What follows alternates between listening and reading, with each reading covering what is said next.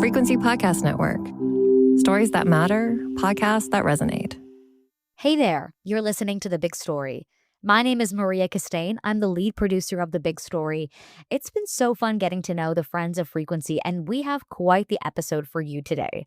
Sarah Sahagian and Sadaf from The Reheat take you through 2025's biggest celeb headlines. We're talking scandals, breakups, celeb couples, all the pop culture headlines.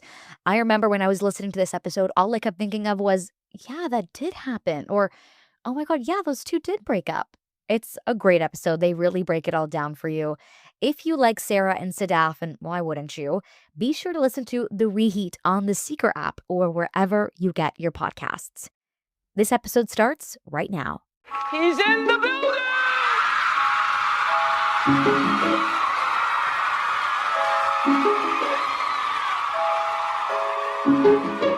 Drink the moment.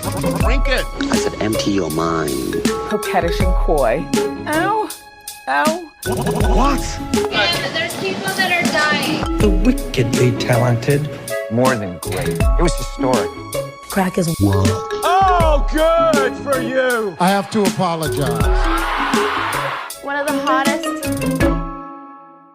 Hey, hotties, and welcome to The Reheat, a podcast that re-examines the hottest celebrity news and scandals of yesteryear and asks, how would we react to the same events if they transpired today?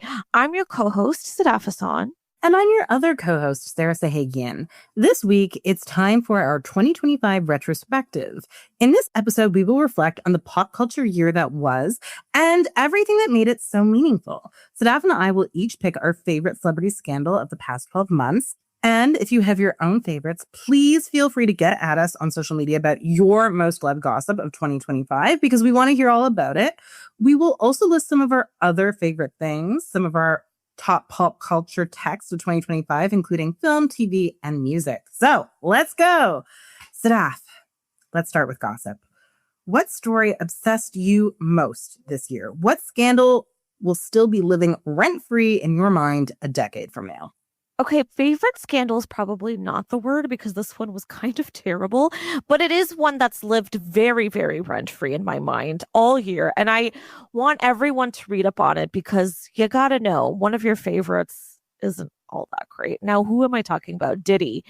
I'm sure everybody caught wind of a little bit of what was going on with this super high profile trial at some point, but I was just glad to see him get held accountable this year. So a quick little summary. After his ex, Cassie, a great singer in her own right, she really bravely came forward and exposed his abuse of her for years. She did this after a really disturbing and difficult to watch hotel videotape of him beating her and chasing after her in a hotel lobby was leaked on CNN. I'm sure a lot of people remember that.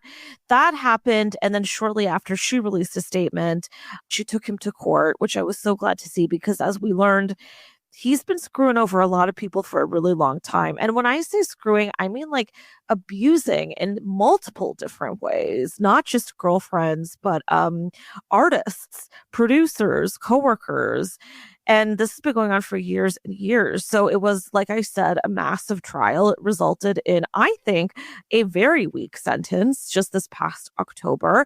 50 months for transportation for prostitution following his conviction on 2 counts where he was found guilty of facilitating sex acts for money, but he was also acquitted of sex trafficking and racketeering. He's currently serving his sentence and obviously plans to appeal. Now, when Sarah and I did an episode about this just a few months ago, we covered the entire scandal and his upbringing, his career trajectory, but by the end of it, we still weren't sure he would actually be able to make a comeback. Now, since then, Netflix, in partnership with 50 Cent, kind of hilariously, put out a really wonderful documentary series that I encourage a lot of you to watch, although trigger warning. It breaks down his pretty endless list of crimes. And what struck me really was how many of the people he's worked with in the past really took him to task and are finally not afraid to speak up. So I'm talking about Kirk Burroughs, Capricorn Clark, Aubrey O'Day. It's a very long list, and it's really worth your time if you want to get into the history of what happened. And again, and I'll throw in an allegedly here just to keep us protected, but this man is definitely very much was very much involved with what happened to Biggie, what happened to Tupac, but not only them. And by the way, in that case, also a massive shift in the hip hop, R&B, and rap world. But he abused many, many women. One thing we learned in the documentary is he had this habit of getting very insecure around men and artists who he really worshipped and wanted to be, and he would kind of steal their girlfriends. This was a running pattern. And then as we would then learn, he would abuse these women. He also had a very strange relationship with his mother, who he also abused and who may have abused him. It's really a complicated web. I think you got to give the show or the documentary a watch to follow it all. But I'm just glad he's gotten exposed to this nth degree, because we've been needing that for a while. Sarah, do you also feel like me? Now things have shifted. Now maybe he finally won't get that comeback after all of this has blown over? I am hoping he doesn't, but I'm not at all certain he won't. It's one of those things where people have come back from so much in Hollywood.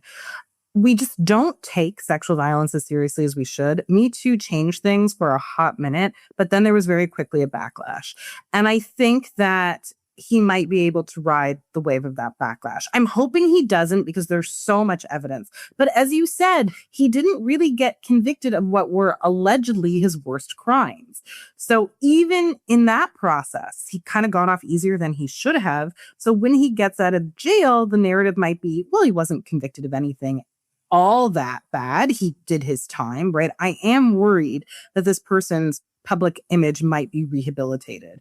I mean, we know that a lot of people in Hollywood have a vested interest in rehabilitating the reputations of bad men, because there are a lot of bad men in positions of power. So they feel like by helping those men, they're helping themselves, right? So I'm not optimistic.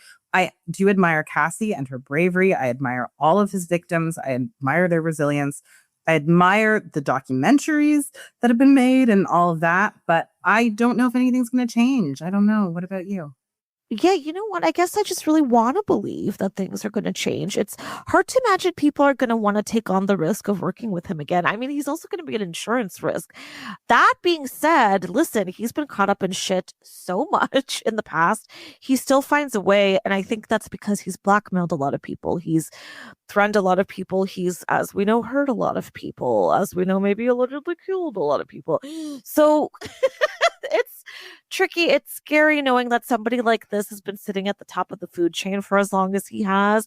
One of the things that I thought was so fascinating about the documentary series was that a lot of those people who do come forward, they're sharing these terrible and frightening ways that he had this control over them and that he hurt them and in lots of cases sexually assaulted them. And they talk about how they still stuck by because there was so much power to be gained just by being associated with him. And of course, when it comes to abuse victims, it's a complicated cycle. We've talked about this a lot when it comes to staying in a relationship like that.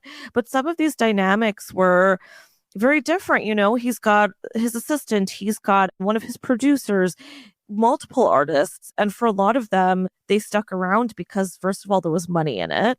Second of all, there was a way to build up your career. They would watch him abuse other people brutally, including Cassie, and they would just stand by and not say a thing because they knew that it would hurt their relationship with him. I find that so disturbing, but I think it does say a lot about how Hollywood is built, how the music industry is built. There is a hierarchy, and he's been at the very top. And yeah, I do kind of wonder, once he's out, how is he going to be able to wield some of that power? It's not just going to go away. So TBD. But one thing I do want to add, because I know a lot of people have been talking about this as well, 50 Cent has been such a big figure in this, kind of with a wink, not even kind of, he's been winking and smiling through all this because he's so thrilled to see Diddy get this treatment, and he's been involved in it, obviously, but 50 Cent has had his own abuse allegations. A lot of these people have. I know people are waiting to see what happens if maybe Jay-Z will also be someone who's named at some point, because he's such a close friend of Diddy's. They've worked together a lot. So I do feel like, you didn't ask me for a prediction for the next year, but I'm going to give you one. I feel like we're going to see more people who were associated with him maybe get their feet held to the fire in the next year. But let's see. What do you think, Sarah? We can only hope. We can only hope that there's more accountability. And we can also only hope that the best for the victims who come forward and that they are believed. So, I mean, I know that it is a very difficult thing to come forward. So I want everyone who's thinking about coming forward about anything, not just about this, to know that we see you, we admire you, because it is really challenging. It is really difficult. Yeah, yeah. And I think also, too, the male victims, too, because a few of them speak up in the documentary. And I was so happy to see that, because it's always tough for male victims of abuse to speak up, and particularly men of color. So I was really happy to see that. And hopefully, if anything, if we can see any bright side here, and also in Cassie speaking up, it's more victims feeling like they can come forward and that they can hold these people accountable. Okay, on that note, I know I hit you guys with a tough one, so take a minute, take a break. We're going to be right back, and then Sarah's going to give you a real cheerful scandal to sit with. We'll be right back.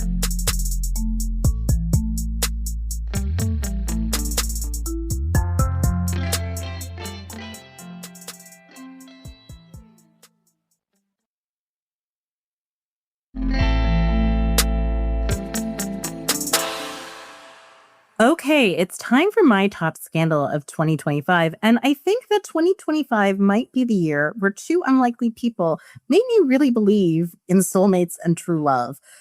It's not something where I'm sure whether it's a scandal or just weird, but it's definitely topical. It could even be the greatest love story of our time we've yet to see. Yes, of course, I'm talking about the romance between American pop star Katy Perry and former Canadian Prime Minister Justin Trudeau. Katy Perry is the world-famous singer of such hit songs as Teenage Dreams and Roar. She has sold over 150 million albums worldwide. She's also been in a veritable series of celebrity relationships. The Last Friday Night Singer was once married to Russell Brand. She has also been linked to John Mayer and was engaged to Orlando Bloom, with whom she has a daughter. For his part, anyone listening to this show probably knows that Justin Trudeau was the Prime Minister of Canada from 2015 until he stepped down earlier this year. He and Sophie Gregoire Trudeau also ended their 18-year marriage in 2023. As of this recording, no one knows how Katy and Justin met. That's still a mystery.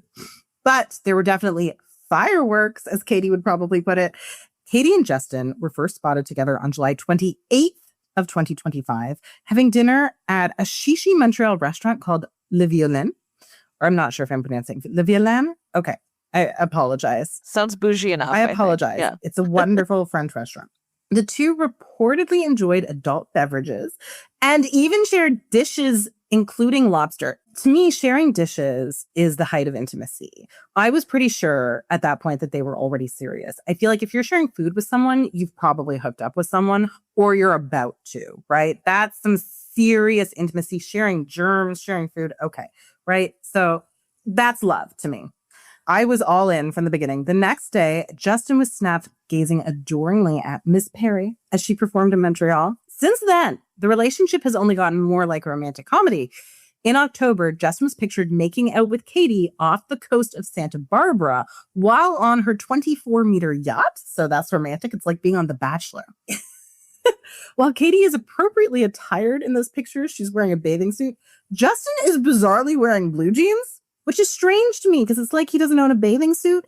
And he was the leader of the country with the most coastline in the world. The man should know how to be on a boat. He should know how to wear a bathing suit. He should know how to act around water. I was very perplexed by this. And I feel like it was bad PR for Canada. It made us look like we're such a backward country that we go swimming in our blue jeans. Like we don't even own bathing suits. To be fair, it's very dadly of him. It's very Trudeau of him, and it's very politician of him. In a weird way, it all adds up, dare I say. Like, I kind of find it oddly romantic because we're seeing what an odd couple they are, really, aren't we? We are, but if your significant other invites you to their yacht, right, and you don't own a bathing suit, bathing suits do not have to be expensive. I'm sure he has an Amazon Prime account. You just order one, and then you show up in a bathing suit. Because it's not like he was being super modest. The man is shirtless, making out with his girlfriend in those pictures. But here's the thing. The man has, and listen, we at the Reheat, whatever your politics are, Justin Trudeau aside, he's a beautiful man. Now, his upper body, maybe he feels more comfortable showing that off. And maybe he's not quite ready to show off the bits down underneath because he certainly knew that there was paparazzi. Here's the thing. It's got to be jarring to go from being the Prime Minister of Canada, where you're not exactly getting snapped left and right, to being with one of the biggest pop stars in the world, where you're constantly surrounded by paparazzi. I do feel that this was a conservative choice. Our man was feeling modest. He covered up, and I cannot hate him for that. He's not confident enough yet. She's got to be gassing him up a little bit more. Come on, Katy. She's going to help him find his beauty and his confidence. Right? She makes him feel beautiful. I feel like in this romantic comedy, she's sweeping him off of his feet. I agree. Right? Clearly, that's what's happening, not the other way around. Well, I was going to say, when these two had lobster, who takes the check? You know, is it the massive millionaire pop star, or is it the former Prime Minister of Canada? I'm not so sure. And Justin, listen, by most people's standards, Justin is incredibly privileged. He's a political Nepo baby. His dad was Prime Minister. He comes from a fairly wealthy family, so he's got intergenerational wealth helping him out. But has he sold 150 million albums worldwide? Does he own a yacht? I mean, I'm sure you could rent a yacht, but does he own one? Did he fight nuns off for his home? You know, there's so many questions to explore. I know. Does he know about that? That's the thing, right? I'm sure his kids listen to Katy Perry because she was so popular with children about 10 years ago. So he probably has all of her songs memorized. But does he know the lore? Does he know that she is an enemy of nuns everywhere? I don't know. I mean, here's the thing. He started dating her maybe in the toughest publicity year for her, right? I think it's fascinating. So she had her little stint in space, lest we forget. No, we will never forget. With Bezos and company. So she did that. That was a horrible choice. And she released an album that didn't really track. She's had a couple of her last few albums were not really gelling with the charts, with fans. Listen, I used to be a fan of her music. She lost me a while ago. And then at the same time, she had her split from longtime partner Orlando Bloom. So tough publicity year for Katy. It's interesting that we then see this high profile romance happen, right? And it's partly what had a lot of people wondering if it is just a PR relationship. And I'm curious what you think about that, Sarah. No, I think it's love. I think that these people, when you see the way he looks at her, at least on his end, they are in love. So this brings me to when they went Instagram official after their trip to Japan together. In those photos, listen, the man tried to be an actor and failed. He's not that good an actor. He is in love with her. He's just besotted with her. And it's cute because they're both really good looking. They kind of even look alike. You're like, they is this a couple or hot siblings? You can't tell. Right? If you didn't know who they were, you might just think hot brother and sister, which is kind of weird and kind of creepy. But they are very attractive. And I do think she likes him. Now, here's what I think she gets out of it. So she went Instagram official with him. She got to go have dinner with the former Prime Minister of Japan, who later shared these snaps and referred to Katy Perry as Justin Trudeau's partner. She gets to kind of have her first lady experience. She gets to feel a little bit more serious, a little bit more legitimate. After going to space, everyone was going on about how ignorant she was, right? Everyone was going on about how it was an ignorant thing to do. So maybe she feels smarter, and she also gets to date this super hot guy, right? So he's hot. He makes her feel smart. They both have kids, so they might be at the time in their lives where they want a partner, but they don't want more children, and they want someone who's on the same page. So I actually think these two people are compatible. They're both kind of cheesy, right? Like let's call a spade, right? I think this is true love. I believe in soulmates here. What about you? I completely agree. Despite what I was saying before, I got to play a little devil's advocate. I love these two together. In all my group chats, I'm the only one being like, yes, Justin and Katy. And I'm not trying to just be a contrarian. I completely co-sign everything you just said, Sarah. They look so happy. It's not even just him that looks in love. She looks so adoringly at him in all of the photos that we've seen so far. And some folks had pointed out that she took him to the same restaurant that she took Orlando to, and Justin was far more involved than Orlando was. He seemed so much more into it. And it's true. I think there's some kind of symbiosis here. Like they're just really gelling and connecting. And it's a delicious bonus that it happens to make really great publicity for her. I think a lot of people would argue not so much for him, but here's my thoughts. Who cares? He's done with his political career. And I think, to be honest, he deserves to have this fun. Why not? And he is certainly representing Canada, and I'm okay with that. I think this is fun. This is great. His dad also had his own tabloid-worthy romances. Why shouldn't Justin? And yeah, I just think they're adorable. And I kind of do secretly hope they'll have a child together because it would be a very beautiful baby with like tremendously thick brown hair. Like that'll be a gorgeous child. So I don't know. I'm into it all. I love it. Honestly, someone needs to make a romantic comedy about this. Honestly, I can't think of a better story. It's actually really sweet because it's the second chance at love for two people who probably feel like they screwed it up, probably feel like the whole world is laughing at him. We cannot forget that when Justin Trudeau left office, the whole country was laughing at him. He was so unpopular. He got so much hate. Some of it was deserved. And I actually think he did accomplish a fair number of things while in office compared to a lot of other prime ministers. But yeah, he made some definite mistakes. And just on a human level, I am happy when people find their person. And looking at them together, I might eat my words next year, who knows? But it feels like maybe they have found their person. It feels like the end of a Hallmark movie.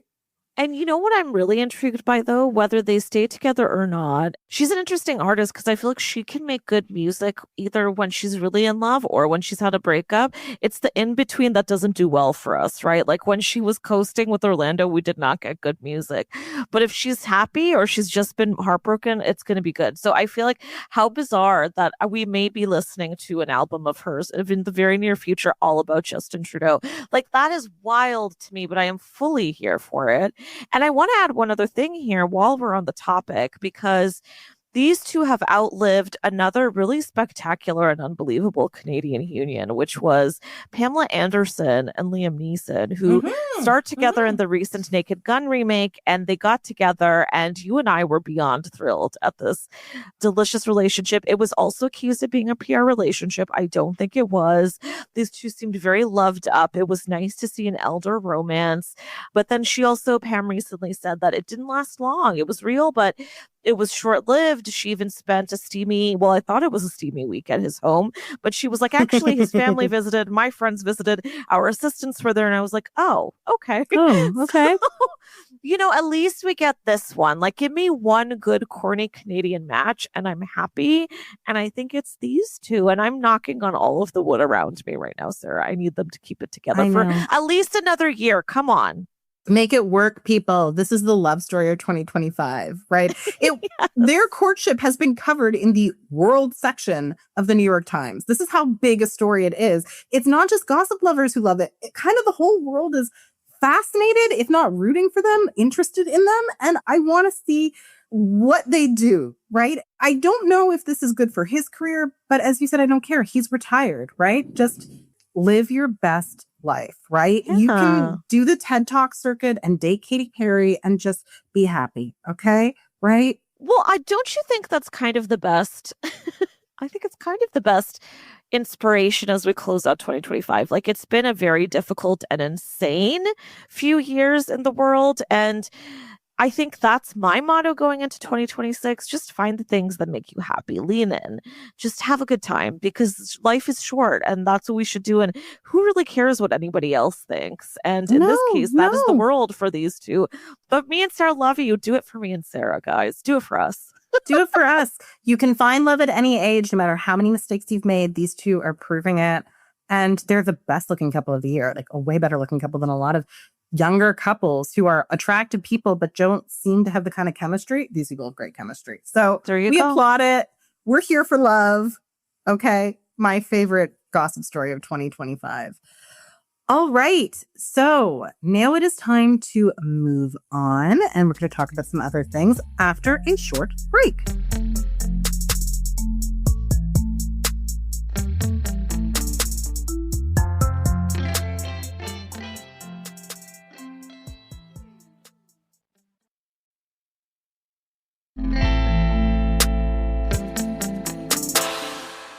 And we're back.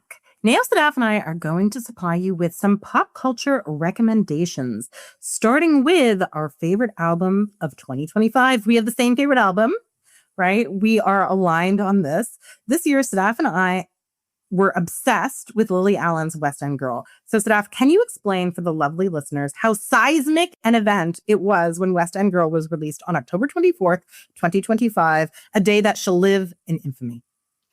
I would love to. Okay, so a little bit of summary. If you're not familiar with Lily Allen, I am very familiar. I was such a fan of hers when I was younger and in high school. She is a UK singer who really has been known a lot for her attitude, a lot for her humor that she injects into a lot of her music. She was a big, big thing back in the 00s and then took a long break to become an actress. She had a beloved podcast. She's been around. And in the UK, you can be famous for a lot of things. And she was that. And now she kind of came back in this big surprise moment when she dropped this album, West End Girl. Now, just in case you don't all know, she was married to actor David Harbour, aka one of our many faves from Stranger Things, not so much anymore. And I'm going to tell you why, because when she put out this album, West End Girl, it was a surprise. So Sarah said it dropped in October.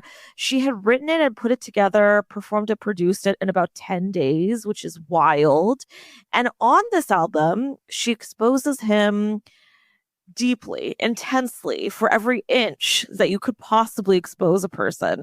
In summary, throughout the album, she reveals he was constantly cheating on her throughout their marriage, and she suspects he has a sex addiction, that he even got another woman pregnant, and that no matter how much she begged him to be faithful to her throughout this time, he simply refused. He insisted they try having an open relationship.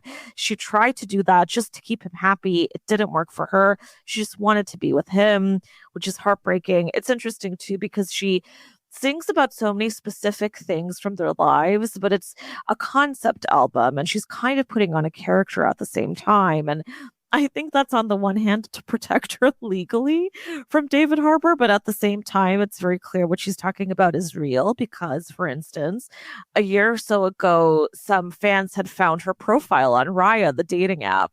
And that makes sense because, as she tells us on the album, she tried to date for a while and go on dating apps when he wanted to go open. And, there's many little moments like this. There's a lot of little Easter eggs. One song opens with the opening beats of the Stranger Things theme music, which you'll catch if you're a fan of both.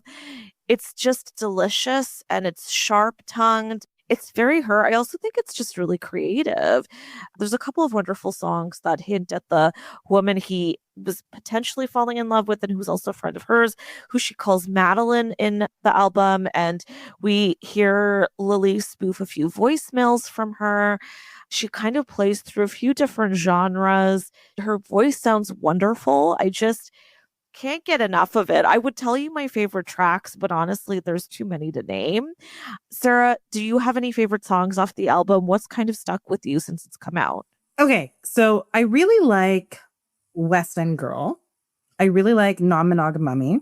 I think that's brilliant wordplay. Just top tier. Like basically, we've got Shakespeare is the best at we're playing the English language. Lily Allen coming in hot might be a close second. Right? Yeah. Yes. Really good. Really good. I agree. And there's another one that you probably heard of, even if you haven't listened to the album yet, called Pussy Palace, which is hilarious. And also, again, so cutting.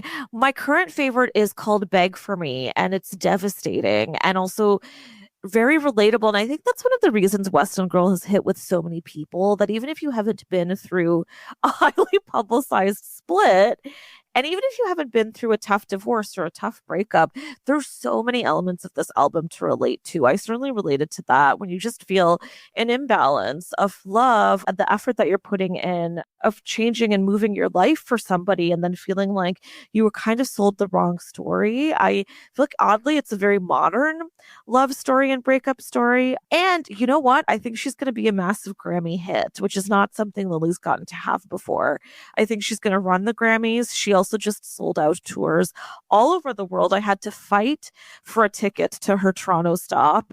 So that's massive. She's going to be playing Massey Hall here too, which I think gives you a little hint of the kind of run she's on now. She wouldn't have done that all those years ago. This is a really big reclamation for an artist. And also, fuck you, David Harbour. Sarah and I also did an episode going a bit longer on this a while back. You're welcome to check it out. And we'll link to it in the show notes. But at the time, similarly to Diddy, we were talking about, does David have a career after this? I think he certainly does. He very smartly has not talked about this. And I'm a little disappointed in journalists who have not asked him about it. I think that's quite odd. What do you think, Sarah? Well, I think they probably want to be able to cover future projects for Netflix and Disney. So I think that's why they aren't asking him about it, right? Because the man is, in my opinion, too big to fail. So he's probably going to outlets where they agree to only ask him certain questions. I think he's probably going to outlets that agree to censor themselves. That is my theory here. And maybe he'll address this in the future when he can sort of pretend that he's repented. And maybe he will actually repent. I shouldn't be so pessimistic about this. So I think at some point in his career, he will look back on this and talk about it, but probably only when he's on the cover of Vanity Fair or something. If he gets an Oscar nomination, he might feel like he has to address it, but in a way that is very friendly and where he can be circumspect. I think that's a good answer. I think, yeah, it's very likely that he will do just fine, especially considering the caliber of actor he is, right? Like, he's been working with Steven Soderbergh. He's all over the map. He's in Marvel. Stranger Things may have just wrapped, but I do feel like his career is going to be just fine. He's filming multiple projects. And, you know, as gossip purveyors, I think we could tell you, if you ever want something to die down, just don't address it. That's what I always say. If you want this to disappear, pretend it's not happening. Ironically enough, that does it for them. And that seems to be what he's doing. But it's interesting because at the same time, several of his exes have also come forward as saying that they went through something similar with him, which I think is really fascinating.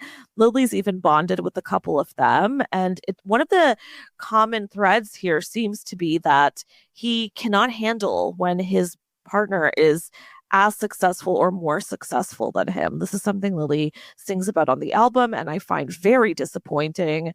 Now, recently, just before Stranger Things also premiered, the star, Millie Bobby Brown, had also filed a complaint against him for being abusive towards her on set, and I wondered if it was also due to the same reason. Now, similarly, since the show premiered, these two have been playing buddy-buddy. Nobody's really asked them about the case. And I understand them wanting to get through a press run and just wrap things up carefully and calmly and not let it overshadow the show. But I have to take a moment and say one of my biggest disappointments of the past year is how soft journalism has become when it comes to celebrity content. You're right. I think a lot of the time networks will only grant you time if you agree to go by their rules. And as a journalist, I've also been told many times before an interview with someone high profile that you cannot talk about XYZ, which is maddening. I'll still try to get my questions in. And yeah, you do then risk never getting to speak to them again. But I think it's also your job. It's a moral imperative. I think it's very strange when we let these people get away with these reputations. Cough, cough, Diddy. And then they get by for years and they never have to answer to it. That's what our job is as journalists. And I hope to see that change a little bit.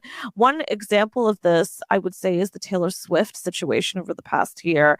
Rolling Stone gave her multiple great reviews for what was very much a lukewarm album. They even did free marketing all over their website for her.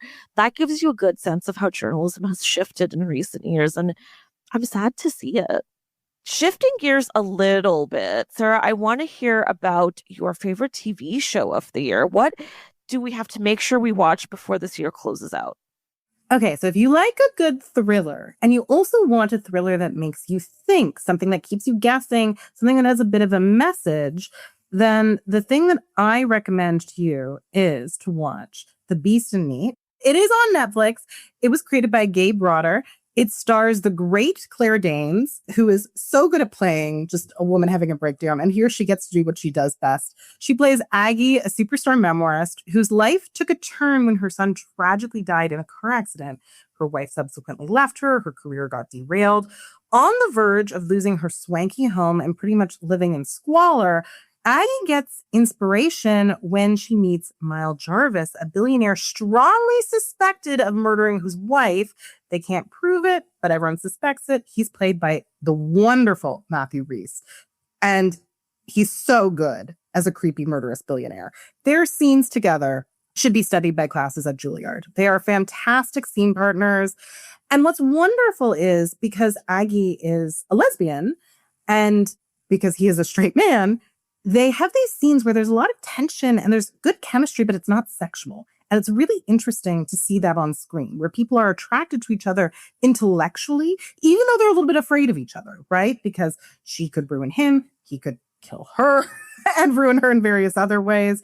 There are two people who are attracted to each other's intellect and their different forms of power and also terrified of each other. It's so interesting because sex is taken off the table, right? And so I really liked that. I also liked the portrayal of a woman who's fascinated with someone else's sins, probably because she hasn't fully accepted her own, right?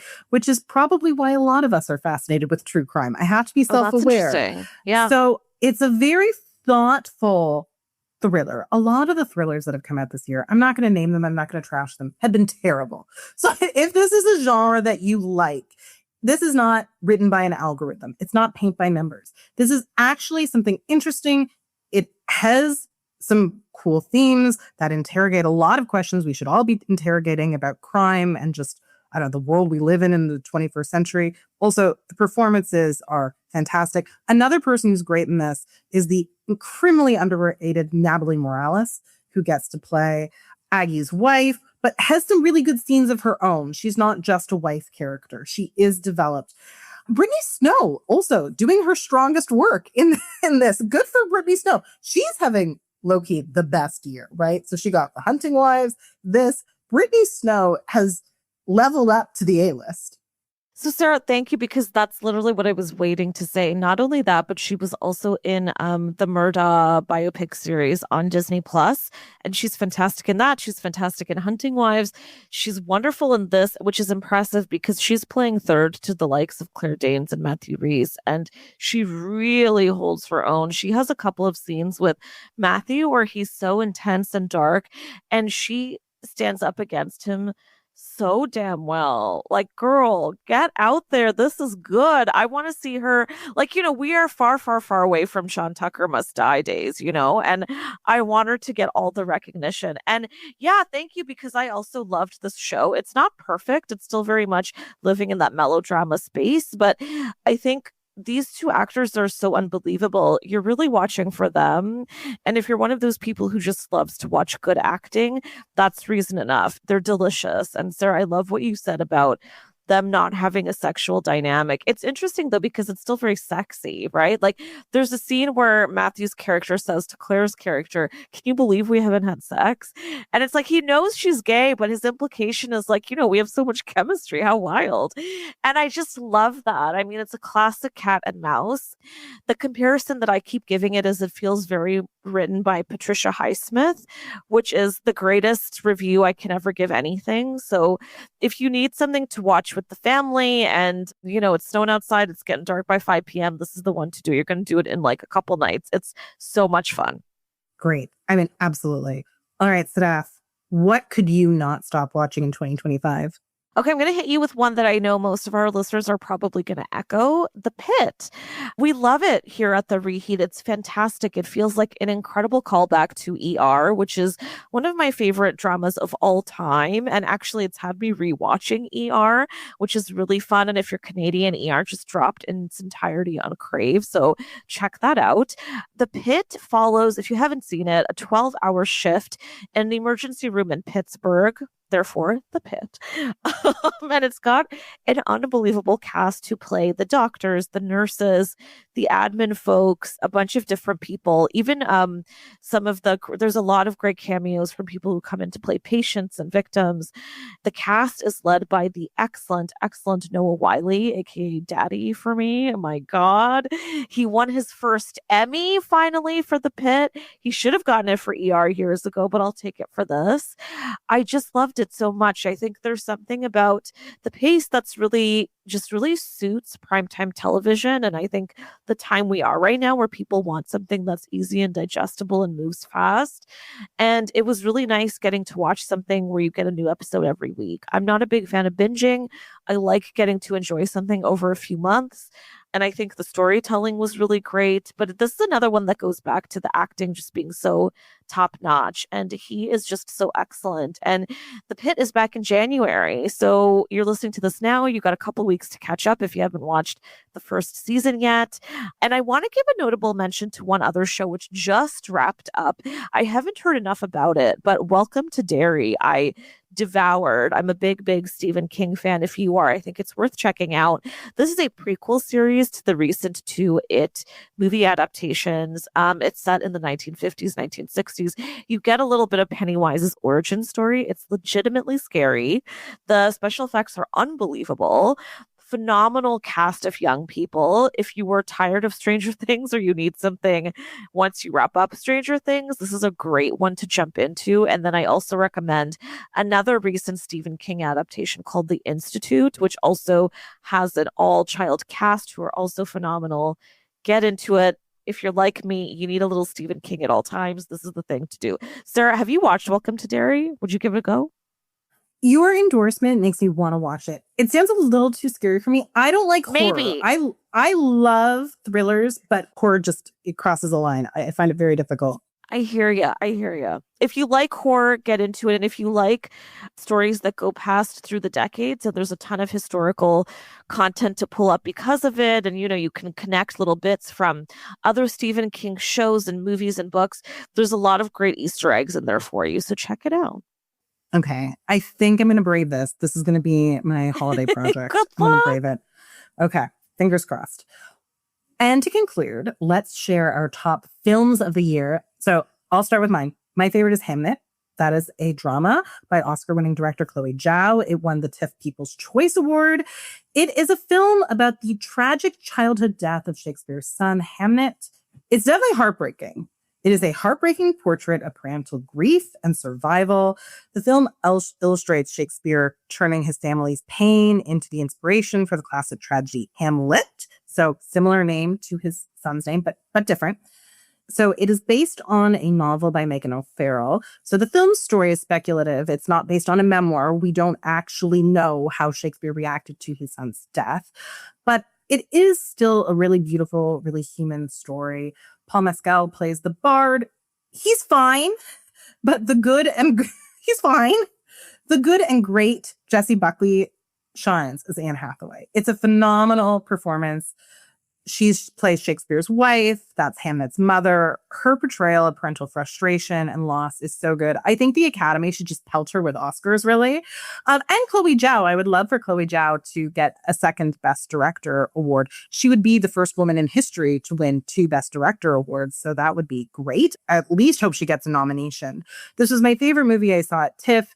It's also, in my opinion, the best film of the year. It's just so well made. It's beautifully shot. It has a really poignant story that stays with you. The acting, for the most part, is phenomenal. So can't recommend it highly enough. And it is in theaters. So we at The Reheat really want you to go to the movies. If you are able to go see this, it is out in Canada. Please do so. You will not regret seeing this film on a big screen. I have not seen this yet. I need to go out and do that. That's my plan this week. I love Jessie Buckley so much. So I've never seen her in anything where she wasn't unbelievable and the best in the cast. So I know it's going to be good. I'm going to go run and do this, Sarah. My favorite film of the year is one that I want to mention also because I think it needs a little more attention. It's called It Was Just an Accident. It was made by the phenomenal Iranian filmmaker Jafar Panahi. If you've ever heard of him, he's made wonderful films, but most notably, he was imprisoned for criticizing the government, the Iranian government, and has still always managed to release work, even though he's been gagged quite a few times. He managed to make this movie in a very slapdash way. It's a co-production with France. God bless. They helped him get it out there. And it's probably his most, I guess, directly and plainly political film he's made so far. They all have a hint of it, but this one really explores that tone so beautifully. It follows a group of former Iranian political prisoners who face the question of whether to get revenge on a man they believe may be their tormentor. I feel like with that premise enough should be enough to sell you. Jafar, who again is critical of the government, made the film without official filming permission from Iranian authorities. Each time he makes a film, he puts his whole life at risk, his family's life at risk. And I think there's no greater filmmaker or artist than someone who is risking everything to be able to put meaningful art out there. And so I think even if it's not something that gets Oscar attention, though I think it will, it deserves your time and attention and your ticket. It's haunting, it's devastating, it's gripping. I have not been able to forget about it. It did win the Palme d'Or at the Cannes Film Festival. It's also France's entry to the Oscars. So you're guaranteed to hear more about it. If you do go see it, please watch it in a movie theater. If you're going to watch it at home, keep your phone off. Don't talk to anyone. Just really let yourself disappear into this film. It's also very funny at times. So, there's a lot to expect from it. And I want to give a shout out to one other movie that has gotten attention, but I think still needs a little bit more. It's Train Dreams, which I hate to say it is also on Netflix, god damn it. But it's a gorgeous film. It stars one of my favorite current actors, Joel Edgerton, who I think is just so underrated and a really sensitive and emotional actor. It's a beautiful film. It's very slice of life. It follows a railway worker in the States who helped build so much of what America was founded on. And we watch really the trajectory of his life. And it's really also devastating at times, but really, really beautiful. And it's really a wonderful portrait of Joel and his acting, but then also the score is lovely. The cinematography is amazing. There's a lot of great little cameos. Both of these movies just had me in my feelings throughout the entire run. And to me, that's what makes a great movie, when it just fills my whole body up with emotion and I can't stop thinking about it. So I think Hamnet is probably the same thing. I'll let you know after I see it. But I think if you guys go check out any of these with your family for the holiday season, you are going to be in for a good time. And please go see these movies at the theater, right? These are beautifully made movies. I mean, if you can see them at the theater, I know you can't always, and for various reasons, see these movies at the theater. But if you can see a movie at the theater, and not even just the movies we listed, but any movie you're interested in, that is a wonderful way to support theaters. If Netflix merges with a studio, it is very possible that in the long run, they will phase out theatrical runs for a lot of movies. They will have the power to do that. And that's something that we don't want to see happen. Theaters are so important. They're a place where people can gather. They're the best way to appreciate the art of film, just on a big screen. So if I know it's expensive and I know the cost of living is really high, if you're looking for a cultural experience, it's actually more affordable than a lot of other cultural experiences and can feed your soul in the way that many more expensive outings also feed your soul. So we recommend this. Yeah, I'm so glad you brought that up, Sarah, because my biggest fear is not being able to go to the theater anymore to watch the movies that I love. My favorite moments in life are going to the movies. That's what I'm excited to do with my family when I go home this winter, is to just watch movies together. That's what we love. It's interesting you mention it, because Train Dreams is a good example of what can happen. Train Dreams is a beautiful, beautiful film, which should be seen on a big screen because it's so artfully made. Every shot is stunning. And because Netflix had that movie, put it out there and distributed it, it got a very, very brief theatrical run. And you can't see it in theaters now. And I think that's awful. The only way you can see it is to stream it. I was with a friend. We flew from LA back to Toronto on a little trip. She watched this on the little screen on the back of the seat on the plane, which I was devastated to see her do. But that is how people are going to be watching these movies from now on. And I don't want to see that happen. So I second Sarah. And if you're in Canada, please take advantage of Cineplex's Cine Club. I think it's a phenomenal deal. We are not sponsored by them, but if you'd like to, Cineplex, we're here. But Cine Club is a fantastic deal. You just pay $10 a month and you can get a free ticket each month to watch a movie. It pays for itself. I can't even tell you how much I benefited from that. So yeah, see what's available for you. See how you can make it more worth your dollar, and take the kids, take your family, go. And on that note, that is a wrap for the Reheat for 2025. Thank you to everyone, all of our wonderful listeners, for being here for this ride with us. We could not do this without you. We do this for you. And we are so, so honored that you take the time to listen to us. Please come back in January, because we plan to cover a ton more scandals. And the only way we can do that is if we all gossip together. So you can listen to The Reheat for free on the Seeker app. You can also find the show on the Frequency Podcast Network or wherever you get your podcasts. In addition, if you want to hear more from me, you can find me at Sarah on Instagram. Sadaf, where can our listeners find you? Listeners can find me on Twitter at _Sadaf Hassan, and you can find me on Instagram at Canada Whore. And if you like this podcast, please rate, review, and subscribe so other listeners can find us too. And if you'd like us to keep growing, we love for you to support us on Patreon at patreon.com/The Reheat, where we've got some goods in store for you. As always, thank you for listening. We'll see you back in January. All the best to you and yours in 2026.